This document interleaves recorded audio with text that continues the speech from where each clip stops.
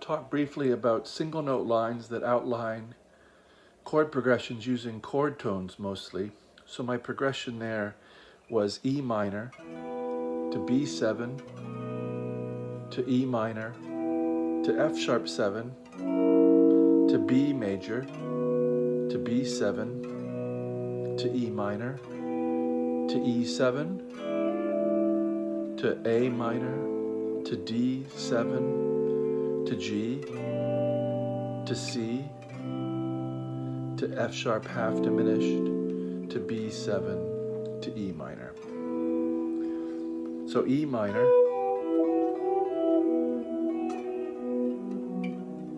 to B7, that's a 1 minor and it's 5, B7. Very often what you'll hear Bach do near the beginnings of pieces is he'll tonicize that 5 chord. So in other words, tonicize B major by giving it its 5. So in the same way that E minor had its 5, B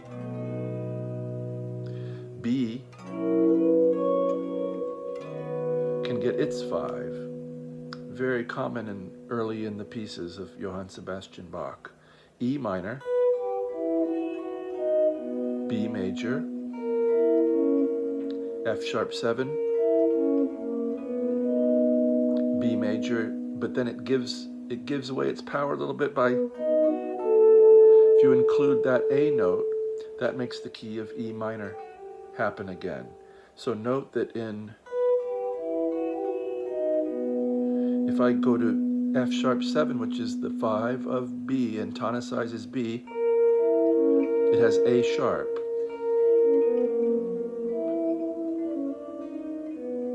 But that A sharp means we're no longer in the key of E minor.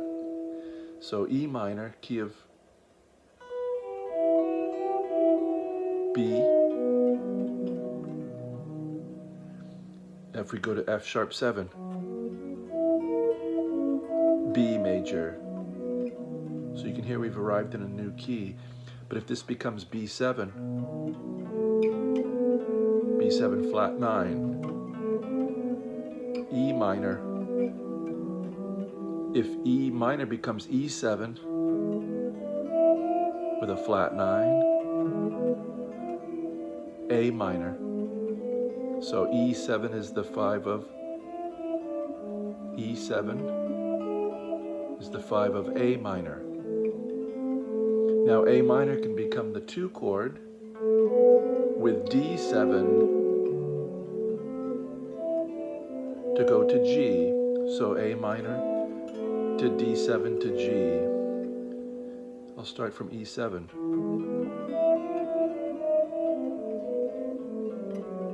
D7. Now if G becomes G7,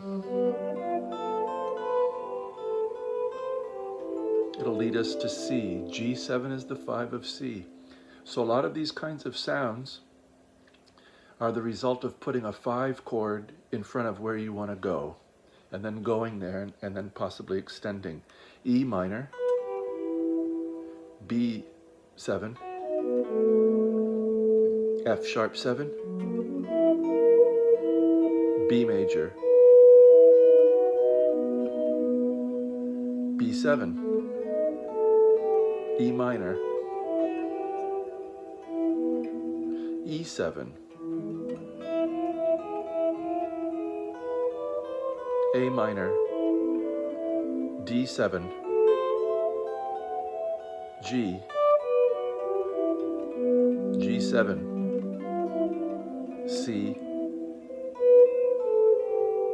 half diminished, F sharp, to B7,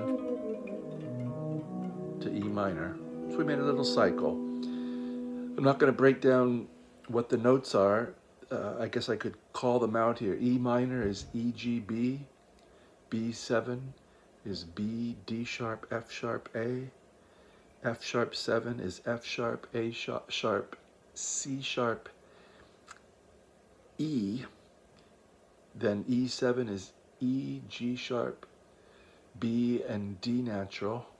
Then A minor is A, C, E. Where did we go? D7, D, F sharp, A, C. G is G, B, D. G7 is G, B, D, F. C major, C, E, G.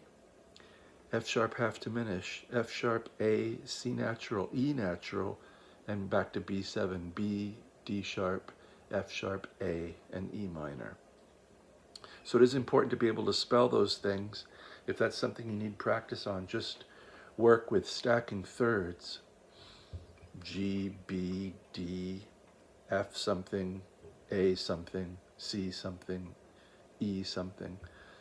I say something because you can adjust them to be sharps or flats depending on what key you want to outline.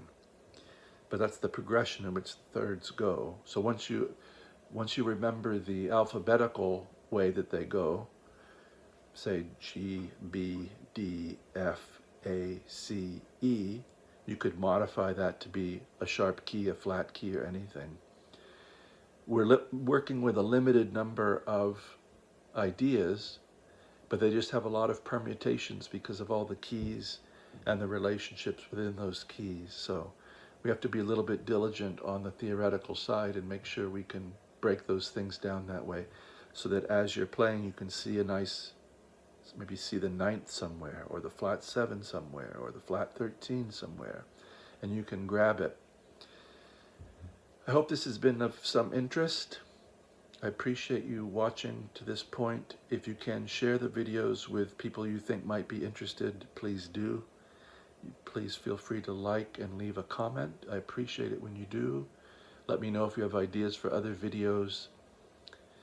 And thanks for watching this far. I wish you a very good day.